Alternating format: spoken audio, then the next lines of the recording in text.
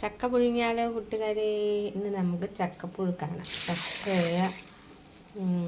ചക്ക ഇരിഞ്ഞു വെച്ചിട്ടുണ്ട്.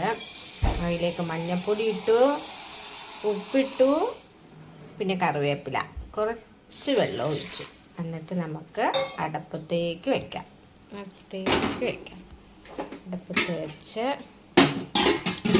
തീ കത്തിക്കാം കേട്ടോ.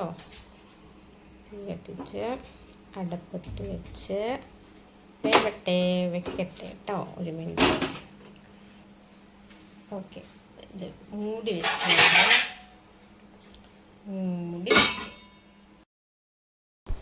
ചക്ക വേവിച്ച് തേങ്ങ, പച്ചമുളക്, ഉള്ളി, വെളുത്തുള്ളി, ജീരകം ഒക്കെ ഇട്ട് ഒതുക്കി കറിവേപ്പില ഇട്ട് ആവിയേറ്റി നമുക്ക് ചക്ക ഇളക്കിയാലോ? ആവിയൊക്കെ കയറ്റി അരപ്പൊക്കെ ഇട്ട് ആവി കയറ്റി അതിനുശേഷം ഇതേ സിമ്മിലിട്ടൻ ചക്ക ഇളക്കുന്നുണ്ട് ഗൈസ്. നല്ലോണം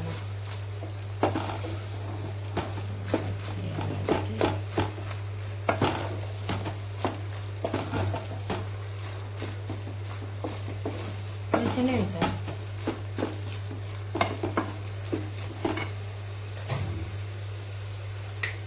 പച്ച വെളിച്ചെണ്ണ ഒഴിച്ച് ഒന്നുകൂടി മിക്സ് ചെയ്യാം.